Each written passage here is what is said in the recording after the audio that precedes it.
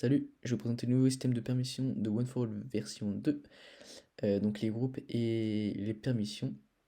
Donc il y a deux commandes principales à ce nouveau système, slash groupe, ou bien group create et group list. Donc, et il y a aussi slash permissions. Donc les OneForAll permissions, comment ça marche? Donc déjà, on va créer un groupe. Le groupe, je vais l'appeler helper. Donc là, vous mettez le nom du groupe que vous voulez. Et donc, qu'est-ce que c'est un groupe? Un groupe, c'est en fait, c'est un groupe de permissions. C'est-à-dire que c'est quelque chose qui va contenir plein de permissions. Donc après, vous pourrez ajouter ce groupe à plusieurs rôles ou à plusieurs membres. Donc là, par exemple, j'ai créé le groupe helper, donc j'ai envie d'accorder dans ce groupe euh, la permission mute, temp mute, unmute et clear. Voilà. Donc là, si je vais sur mon DC et que j'essaie de clear, si je clear 1, j'aurai pas la permission d'exécuter la commande clear. Et là, j'ai modifié les permissions donc de c'est moi wesh, c'est mon DC. Et je vais lui accorder le groupe helper.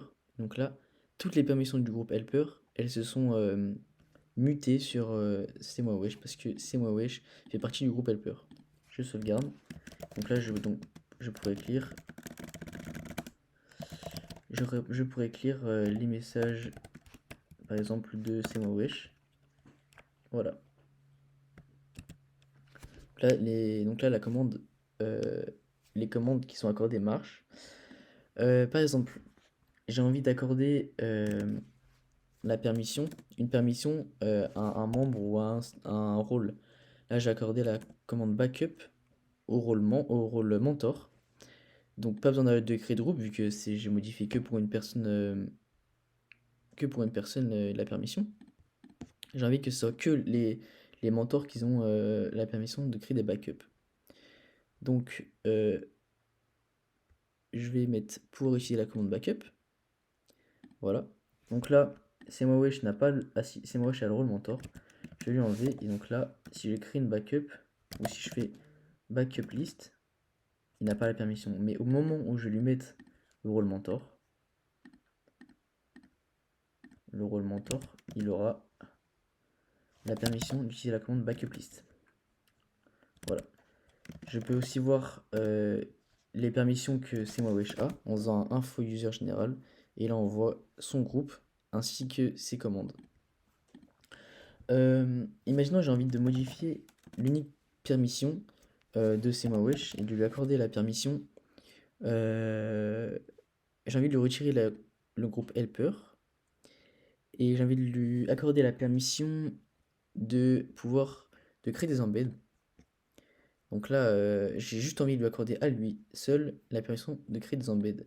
Donc je lui ai ajouté la commande embed. Donc là, si je fais embed, et j'ai envie d'en mettre par exemple 5, il peut donc créer la commande embed.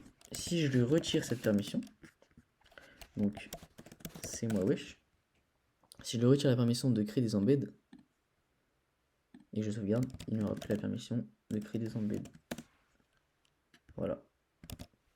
J'espère que vous avez compris le fonctionnement du nouveau système de permission de One4All. C'était ça le gros changement de la version 2 de One4All. Vraiment, c'est un système incroyable. Il y a tellement de possibilités à faire avec ce système. Donc, je vous invite à tester et à me donner des retours sur ce système.